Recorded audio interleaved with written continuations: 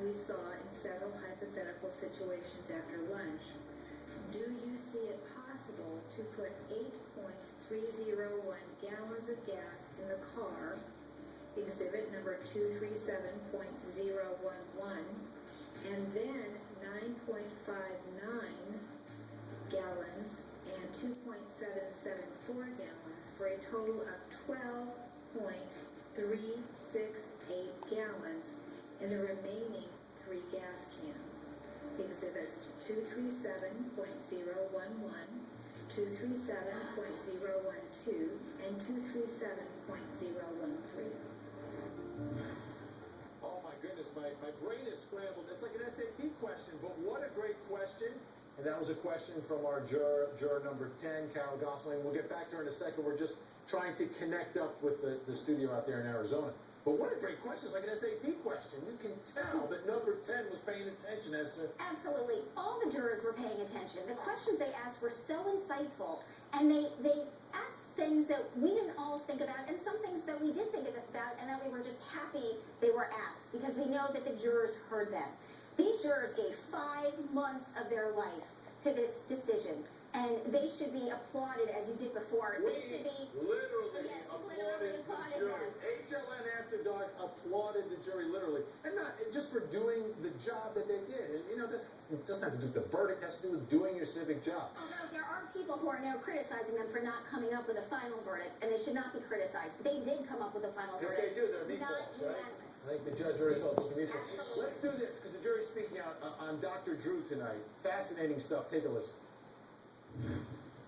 She did all of this stuff, and she can literally sit there with a straight face and say, I didn't do it, as far as the real reason that she probably did it, saying that, you know, the abuse and the pedophilia, and she just sat there with a straight face. I don't understand how she would be able to do that if she was a normal human being. To not be able to come to a consensus and actually issue a unanimous verdict in the penalty phase was just, I took it very personally, because I wanted to see it a unanimous decision. Either way, I wanted to really see it a unanimous, but there was just no way we could get there.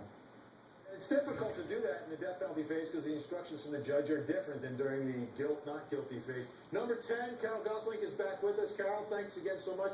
We were just talking about what a great question you had about the gas cans.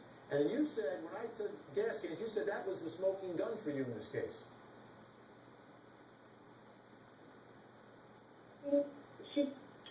She let it slip that she had filled the third. She let it slip that she had filled the third gas can. So I submitted a question saying, on March 5th, you talked about filling the third gas can. Where did the gas can come from?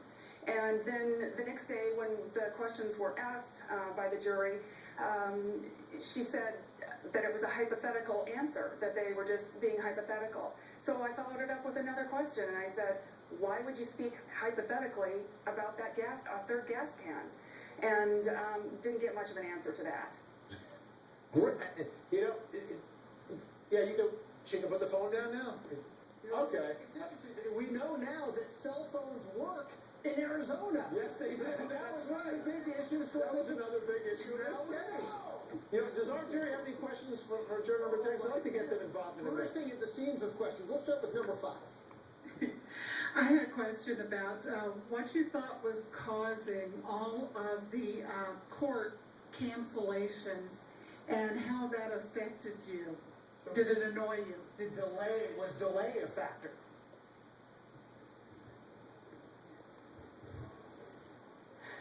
You mean like during this call? She took the words out of my mouth. That's where I was going. Exactly.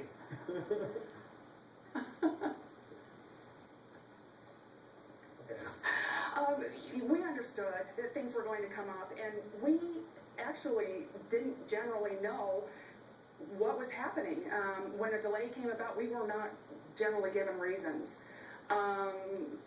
So we were just told, okay, we're done for the day, or you're dismissed, or what have you.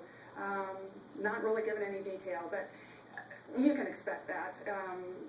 during a trial, and in particular one of this importance. The justice system has a lot of hurry up and wait in it. Juror number 10, you've been chomping at the bit to ask a question. My question is, was it hard for you to keep a straight face when Jodi Arias was presenting her mitigating factors, or were you laughing as hard as me? And she needs to send those T-shirts to all her ex-boyfriends, by the way. Ooh. So what do you think? Hard to keep a straight face?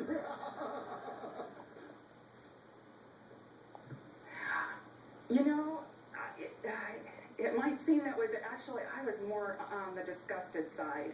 Just thinking, this is what you're presenting to us? And it was like she was presenting to a class. It wasn't like she was begging for her life, or having any remorse or apologizing or anything. It just, with me, it was more of a disgust. Ms. V, the detachment, the lack of alignment. Came through. Boy, It is really amazing came through. to hear. A lot more. Juror number 10 is with us. We're talking about the Jodi Arias verdicts and what it was like to sit in judgment with Jodi Arias.